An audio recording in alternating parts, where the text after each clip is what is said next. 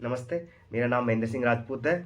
मैंने पटवार, वीडियो और पशु परिचर इनमें डॉक्यूमेंट वेरिफिकेशन करवाया था।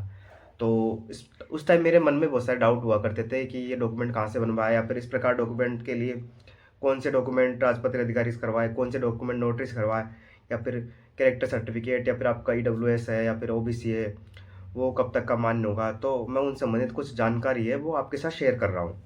तो सबसे पहले तो अगर आपके फोर्थ ग्रेड के जो मार्क्स आए हैं उसमें अगर आपके 2 गुने की कट ऑफ से अगर आपके मार्क्स ज़्यादा हैं, कितने भी ज़्यादा हों, तो आपको डॉक्यूमेंट वेरिफिकेशन करवाना है। कई लोगों को डाउट है कि मेरे केवल 1 नंबर ज़्यादा है, तो क्या फाइनल सिलेक्शन हो पाएगा, या फिर मैं डॉक्यूमेंट वेरिफिकेशन करवाऊँ या नहीं करवाऊँ। तो उनको मैं केवल इतना ही कहूँगा कि आप डॉक्यूमेंट वेरिफिकेशन करवाएं, क्योंकि आप अपने आप को रिजेक्ट ना करें। अगर 1 गुना की लिस्ट आती है उसमें आप नहीं हो पाता, हो सकता है आप वेटिंग लिस्ट में आ जाए, तो अपने आप को आप रिजेक्ट ना करें, बोर्ड को आपको रिजेक्ट करने दें। तब तक आप ये मान के चले कि हमारा हो रखा है। डॉक्यूमेंट वेरिफिकेशन जब करवाते हैं तो सबसे पहले आपको एक स्क्रूटनी फॉर्म बनना पड़ता है, जो कि 9 फरवरी से चालू हो चुके हैं। तो स्क्रूटनी फॉर्म बनने के लिए आपको सारे के सारे डॉक्यूमेंट चाहिए होते हैं, क्योंकि वो साइट पर अपलोड होते हैं। स्क्रूटनी फॉर्म का मतलब ही ये होता है कि आप ऑनलाइन डॉक्यूमेंट वेरिफिकेशन करवा रहे हैं, उसके बाद आपको एक ऑफलाइन और करवाना होता है, जिसके बारे में आपको जल्दी सूचित कर दिया जाएगा। तो स्क्रूटनी फॉर्म जब आप भरते हैं तो सबसे पहले आपको कुछ डॉक्यूमेंट की ज़रूरत होती है, जिनमें आपको 10th की मार्कशीट, अपनी 12th की मार्कशीट, अपनी ग्रेजुएशन, उस ग्रेजुएशन साइंस डिग्री। 10th और 12th की मार्कशीट अगर आपकी 2010 या फिर उससे पहले की है तो उसके साथ आपको एक सर्टिफिकेट लगेगा, क्योंकि हम जो भी 10th की मार्कशीट या 12th की मार्कशीट है उनमें हम देखते हैं ऊपर ऊपर लिखा होता है कि अंक तालिका सहित प्रमाण पत्र। तो वो उसमें प्रमाण पत्र सर्टिफिकेट उसी में होता है, आप अपनी मार्कशीट में चेक कर सकते हो। तो 10th 12th ग्रेजुएशन मार्कशीट आप RS8 लगाना चाहो तो वो भी लगा सकते हो।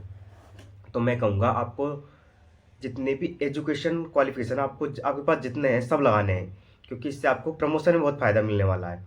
क्योंकि आपको पता है अगर आपको प्रमोशन करना है तो आप सबसे पहले उसका करोगे ना, जिसके पास ग्रेजुएशन है, जिसके पास MA है।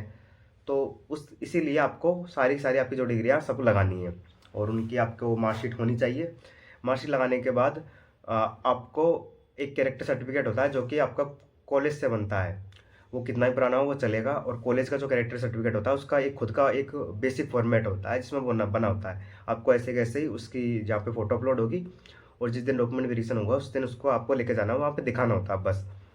2 कैरेक्टर सर्टिफिकेट जिनके बारे में मैंने वीडियो में आगे बताऊंगा कि वो राजपत्रित अधिकारी से किस प्रकार साइन करके बनवाने हैं। और फिर दो दो कैरेक्टर सर्टिफिकेट के बाद में एक आपका एक हस्तलिखित प्रमाण पत्र होता है, उसके बारे में आगे वीडियो में बताऊंगा। अटेस्टेशन फॉर्म के बारे में जानकारी मैं वीडियो में आपको पूरा ढंग से कैसे भरना है वो बताऊंगा, आपको किस प्रकार से क्या क्या बातें ध्यान ध्यान रखनी है। और जो भी सारे डॉक्यूमेंट है, आप जिस कैटेगरी से हो, विधवा वाले या फिर विवाहित वाले या फिर दहेज संबंधी, धूम्रपान, सामान्य वचन, इनके बारे में आपको वीडियो में आगे जानकारी दी जाएगी। जब आप ई मित्र से अटेस्टेशन फॉर्म का प्रिंट आउट निकलवा लेते हैं तो सबसे पहले आपको अपना नाम भरना है यहाँ पे। इसमें आपका जो आगे का नाम होता है, जैसे कि मेरा नाम महेंद्र सिंह राजपूत है तो मैं यहाँ पे भरूँगा महेंद्र सिंह। अगले जो पोर्शन है इसमें भरना आपको सरनेम जो भी है आपका, जैसे कि मेरा नाम राजपूत है तो यहाँ भरूँगा मैं। आपके जो रोल नंबर है वो यहाँ आएंगे, और आपकी जो रैंक आई है वो मेरिट नंबर में आ जाएगी। ये वाला पोर्शन भरने के बाद आपको अपना देना होता है एड्रेस। एड्रेस में आप जो भी अपना विलेज पोस्ट ऑफिस है, जो भी अपना गांव है, तहसील, वो दे देंगे। उसके बाद विलेज डिस्ट्रिक्ट, आपका जो पिन कोड है वो यहाँ आ जाएगा। उसके बाद ज़्यादातर लोगों का होम एड्रेस और जो प्रेजेंट एड्रेस वो सेम होता है, तो इसको सेम टू सेम भर सकते हैं। या फिर अगर आपका अलग है तो आप वही पिन, आपका गांव, आपका ज़िला, आपका पिन कोड, इस प्रकार से भर सकते हैं।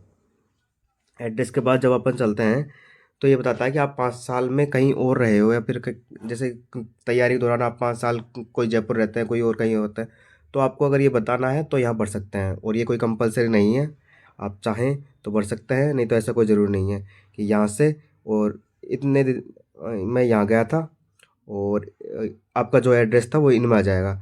अगर आप 2 अलग अलग जगह हो तो एक नीचे एक यहाँ पे, और इस प्रकार से आ जाएगा।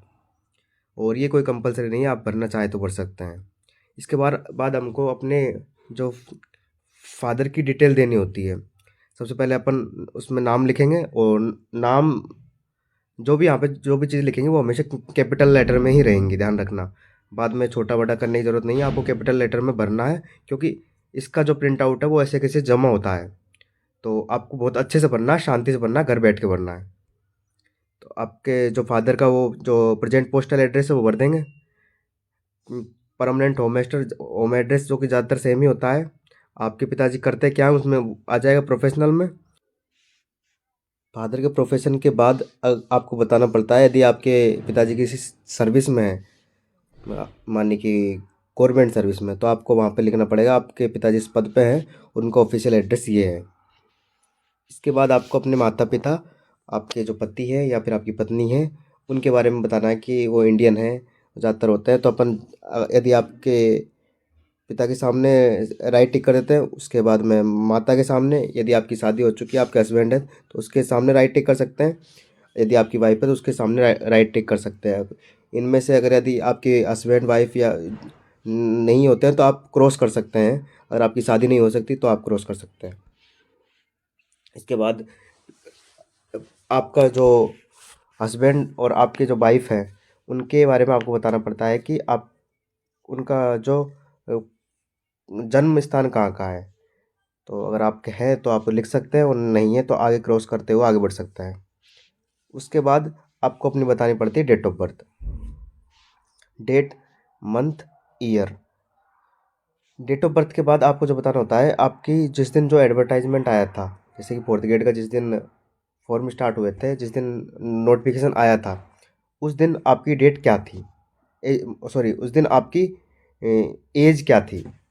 जैसे कि अगर आप इसको निकालना चाहें तो आपकी जो डेट ऑफ बर्थ है उसको, और जो जिस दिन नोटिफिकेशन आया था उसको आप क्रोम पे डाल दें और एज कैलकुलेटर से डायरेक्ट निकाल सकते हैं, इतने साल, इतने मंथ और इतने दिन का था। और ये कि यही अगर आपको निकालने में समस्या आती है तो आप अपना जो एप्लीकेशन फॉर्म भरा है ना फोर्थ ग्रेड का, वो निकलवा लेना, उसमें होती है ये डेट, तो वहाँ से आप सीधा भर सकते हैं बिना कोई एज कैलकुलेटर के। उसके बाद एज एट मेट्रिकुलेशन, मतलब आपकी जब आपने 10th की थी तब आपकी एज कितनी थी, वो यहाँ भरनी है आपको। और ये कैसे निकलेगी, जिस दिन आपका डेट ऑफ बर्थ है और जिस दिन आपकी 10th की मार्कशीट इशू हुई है उसमें लिखी होती है नीचे नीचे डेट, तो उस दिन से आप एज कैलकुलेटर करके यहाँ पे आपकी साल, मंथ और दिन लिख सकते हैं। इसके बाद आपको अपना देना पड़ता है एड्रेस, जो कि आपका प्लेस ऑफ बर्थ होता है इस ज़िले में और इस राज्य में, ये सारी चीज़ देनी चाहिए। उसके बाद आपको ज़िला और राज्य, ऐसे इसको भर देने हैं। बहुत सिंपल चीज़ें हैं जो आपसे बिलोंग करती है, आप भर सकते हो। स्टेट, रिलीजन आप ये दे सकते हैं। इसके बाद आता है कि अगर आप SC या ST से संबंधित हैं तो आपको यस या नो करना होता है, वो आपके, आप किस जिस कैटेगरी हो उस हिसाब से देखें।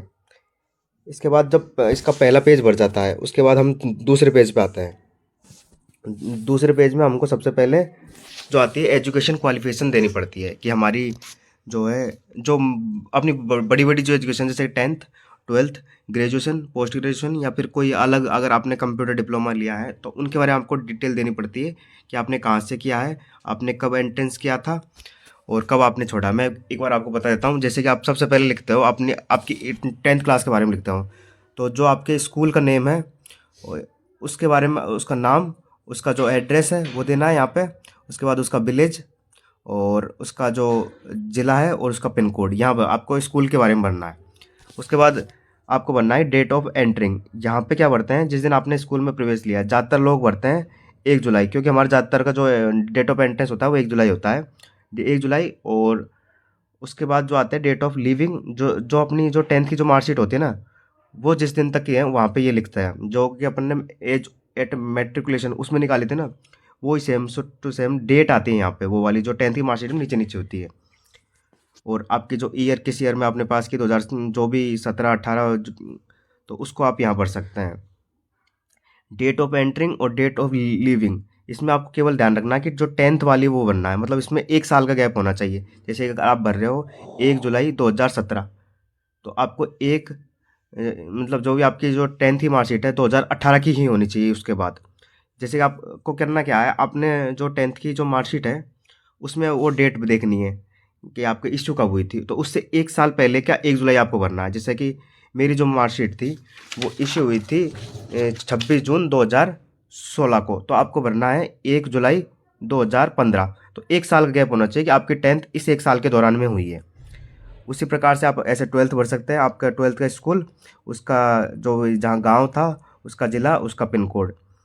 उसके बाद आप वही 1 जुलाई, जैसे कि मैंने बताया मेरी 2016 में हुई थी 10th और 2018 में हुई थी 12th।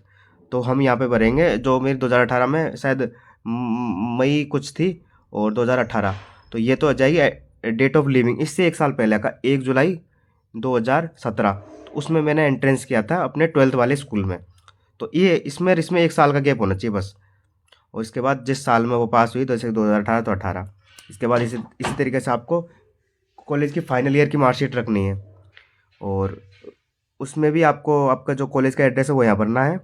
और कॉलेज में आपको ये करना है कि कॉलेज में आपको 3 साल का वो गैप देना पड़ता है कि आपने, जैसे कि मेरी जो कॉलेज हुई थी वो 2022 की है, तो वो वाली डेट यहाँ पे भर देंगे। और उससे जो है 3 साल पहले का 1 जुलाई वो यहाँ भर देंगे। 1 जुलाई 2019 जैसे मैं भरूँगा, और यहाँ पे जो भी 2022 में मेरी जिस दिन फाइनल की मार्कशीट इशू हुई थी वो यहाँ भरेंगे।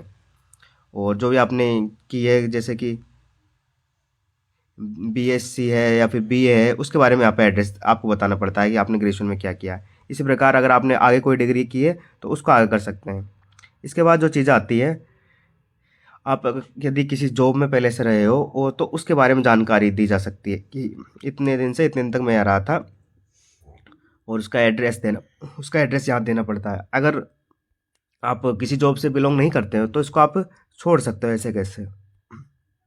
इसके बाद आपको ये इन ज़्यादातर चीज़ों में आपको नो ही भरना होता है, convicted as a court any officer.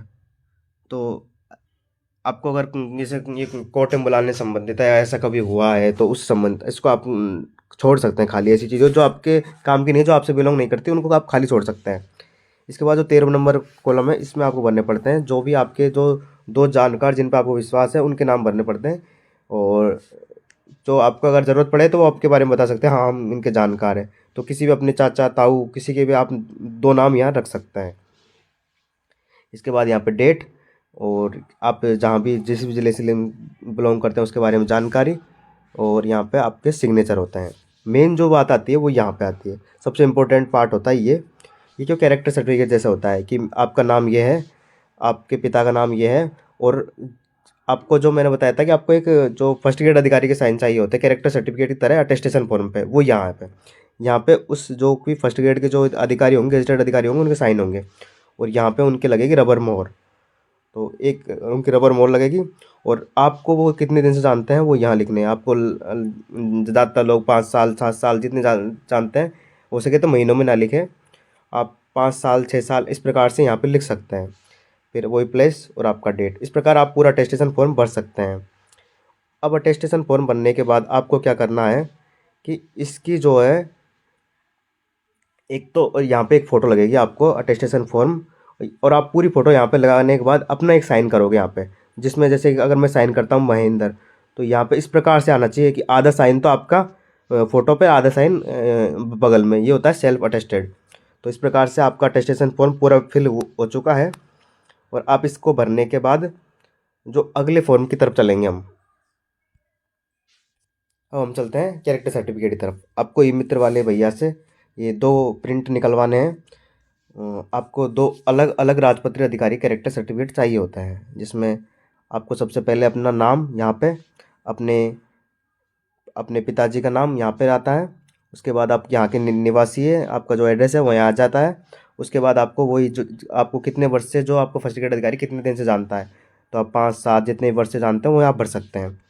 इसके बाद आपने जिस दिन वो साइन करवाया वो उसकी डेट, और यहाँ पे आएंगे आपके जो गजेटेड अधिकारी उनके साइन, और इसके जस्ट नीचे उनके लगेगी जो मोहर है उनकी, जो यहाँ पे आएंगी। तो इस प्रकार आप कैरेक्टर सर्टिफिकेट बनवा सकते हैं। ऐसे आपको 2 अलग अलग गजेटेड अधिकारी से बनवाने होते हैं। ऊपर की डिटेल सब सेम रहेगी, बस उनके जो साइन चेंज होंगे। और अगर वो एक ही स्कूल से या फिर एक ही हॉस्पिटल से बिलोंग करते हैं तो उनकी मोहर भी सेम ही होती है, बस आपके यहाँ साइन चेंज हो जाएंगे। इस प्रकार आप कैरेक्टर सर्टिफिकेट बनवा सकते हैं। एक आता है कि आपके जो कॉलेज का कैरेक्टर सर्टिफिकेट वो इस प्रकार का होना चाहिए नहीं। तो कॉलेज का सर्टिफिकेट सब कॉलेजों का अलग अलग होता है, वो जिस भी तरीके का है, वो जितना भी पुराना है वो ऐसे कैसे लगता है। आपको नया नहीं बनवाना है, आपके पास पुराना है तो पुराना लगा दे, और यदि आपके पास नहीं है तो आप अभी कॉलेज से जाकर ले आ सकते हैं। वो इस प्रकार का नहीं होता है, वो अपने अपने कॉलेज का अलग अलग होता है, तो आपको वही लगाना है, आपको नया कुछ नहीं बनवाना है उसमें, और वो ओरिजिनली चाहिए होता है। तो ये हो गया आपके कैरेक्टर सर्टिफिकेट। इस कैरेक्टर सर्टिफिकेट के बाद आपको एक पेज और निकलवाना होता है, जिसमें आपको नमूना हस्ताक्षर प्रारूप होता है, जिसमें सबसे पहले आप अपना अभ्यर्थी का नाम लिखेंगे, अपना रोल नंबर लिखेंगे। उसके बाद जो इसकी प्रोसेस होती है वो इस प्रकार की होती है कि इसमें आपको एक प्रारूप लिखा हुआ है कि हिंदी में प्रारूप इस प्रकार है।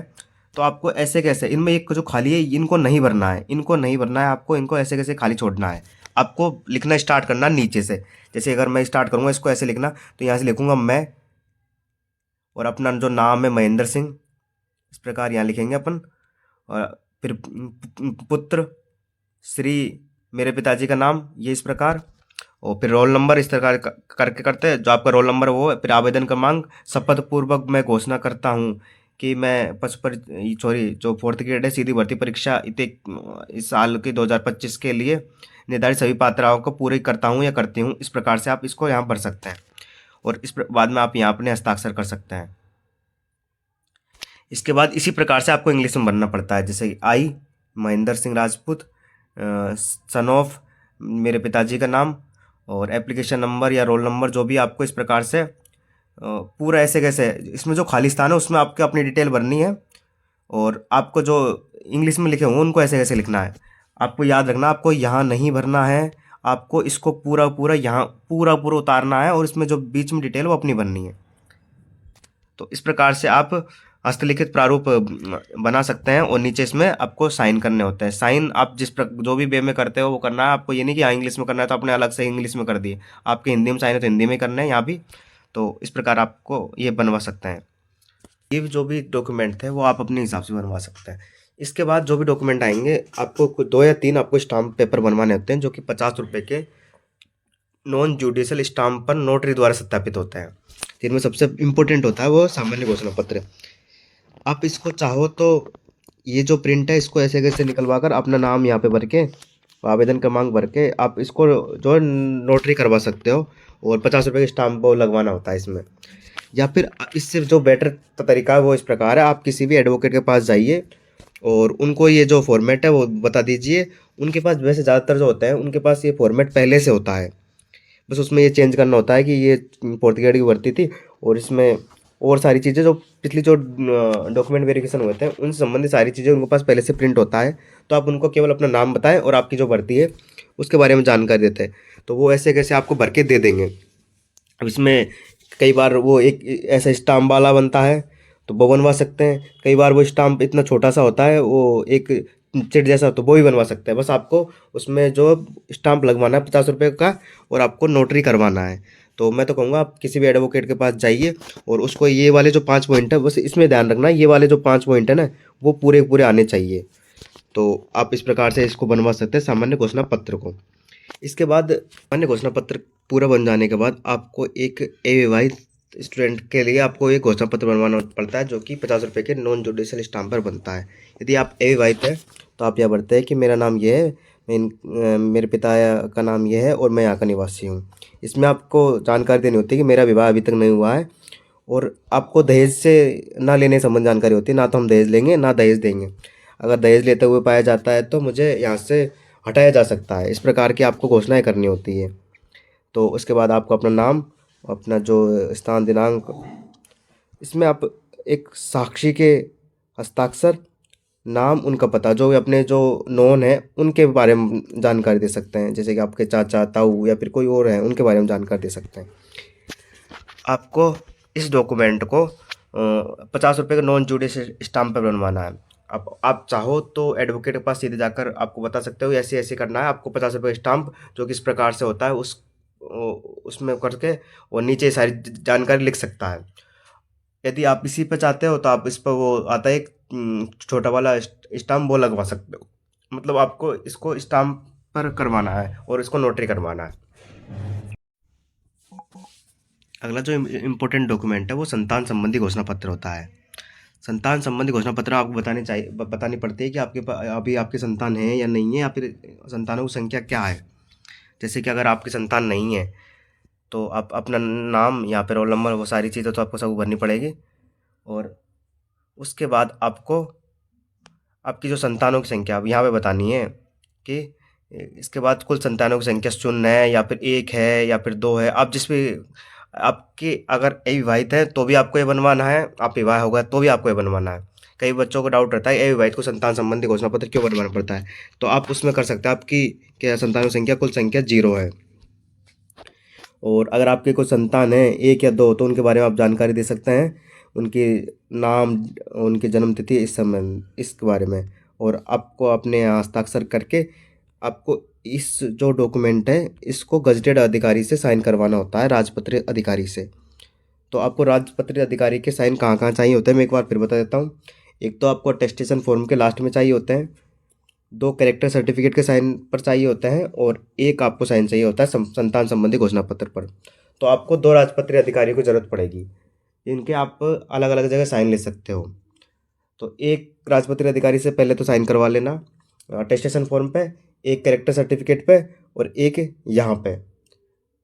तो एक से तो यहाँ करवा लिया और एक कैरेक्टर सर्टिफिकेट पे किसी और के करवा लेना। तो इस प्रकार से आप राजपत्रित अधिकारियों वाले काम कर सकते हो। अभ्यर्थियों के बाद अगर आप विवाहित हैं तो उसी प्रकार से आपको एक 50 रुपये डॉक्यूमेंट बनवाना होता है। वो अविवाहितों के लिए था, अब ये विवाहितों के लिए इसमें आपको जानकारी देनी पड़ती है। और इसमें भी आपको वही जानकारी देनी पड़ती है कि मैंने दहेज नहीं लिया था और ऐसी कोई शिकायत की जाती है तो फिर मेरी नियुक्ति को समाप्त किया जाने का आपको अधिकार देना पड़ता है सरकार को। तो इस प्रकार आप घोषणा कर सकते हैं और जिस प्रकार वो अविवाहित का बनता है उसी प्रकार ये विवाहित के लिए बनता है। तो इस प्रकार से आप इस डॉक्यूमेंट को बनवा सकते हैं। यदि अब विवाहित अविवाहित के बाद यदि जैसे कि कई महिलाएं विधवा होती है तो उनके लिए ये डॉक्यूमेंट है, वही सारी चीज़ें हैं जिसमें आपको अपना नाम, अपने अपने पिता का नाम और ये सारी जानकारी देनी पड़ती है। मेरा विवाह इस दिनांक को हुआ था और आपके जो हस्बैंड का देहांत इस दिनांक को हुआ है। और इसको भी जैसे विवाहित के लिए बनवाते हैं, अविवाहित अविवाहित के बनवाते हैं, विधवाओं के लिए ये वाला बनवाना है। और इसको आपको 50 रुपये के नॉन जुडिशियल स्टाम्प पर बनवाना है। इसमें आपको अंत में अपने वही जो साक्षी के नाम में कोई भी 2 साक्षी ले सकते हैं आप, इनके हस्ताक्षर करवा लेने हैं। अब जो परित्यक्ता अभ्यर्थी हैं उनके लिए भी इस प्रकार का एक घोषणा पत्र होता है जो कि 50 रुपये के नॉन जुडिशियल स्टाम्प पर बनता है। तो आप ये इस प्रकार से बनवा सकते हैं, वही सेम टू सेम होते हैं जिसमें आपको वही अपनी जानकारी देनी पड़ती है, 2 साक्षियों के नाम और हस्ताक्षर देने पड़ते हैं। इनके बाद जो इम्पोर्टेंट डॉक्यूमेंट आते हैं, विवाह प्रमाण पत्र, जो कि अगर आपका जो विवाह 2006 से पहले हुआ है, क्योंकि उससे पहले जो विवाह का जो है मैरिज सर्टिफिकेट नहीं बनता था, तो आप उनके लिए है ये। यदि आपका मैरिज सर्टिफिकेट 2006 आपकी शादी 2006 से पहले हुई है तो आप इसको भी बनवाएं, और नहीं हुई है उसके बाद हुई है या फिर नहीं हुई है तो आपको ये बनवाने की ज़रूरत नहीं है। और ये भी वही 50 रुपये का नॉन जुडिशियल स्टाम्प पेपर पर बनेगा। अभी कितने स्टाम्प पेपर बनेंगे वो आपके ऊपर डिपेंड करता है कि आप किस कैटेगरी संबंधित हो। जैसे कि मैं जिसमें भी हूँ, मैं एक अविवाहित, उसमें मैंने दहेज का करवाया था और उसके अलावा मैंने जो किया था एक सामान्य घोषणा पत्र, मेरे केवल 2 ही स्टाम्प लगे थे। और ज़्यादातर लोगों के 2 ही स्टाम्प लगते हैं क्योंकि विवाहित और अविवाहित या फिर विधवा या परित्यक्ता इनका एक होता है और एक सामान्य घोषणा पत्र होता है। इनके बाद जो डॉक्यूमेंट आते हैं उनमें एक आता है वचन प्रमाण पत्र। अब ये वचन प्रमाण पत्र क्या होता है, ये एक सादा कागज़ होता है, आपको प्रिंट आउट निकलवाना है, अपना नाम, आप यहाँ के निवासी है, निकालना पड़ता है। इसमें आपको बताना पड़ता है कि मैं धूम्रपान गुटखा का सेवन नहीं करता हूँ, बस। इसमें आपको ज़्यादा कुछ नहीं करना, बस अपना नाम रखना है, खुद का नाम हस्ताक्षर रखना है और वही दिनांक भरनी होती है। ये बहुत कॉमन चीज़ है, आपको एक पेज निकलवाना है, उस पर बस लिख देना है।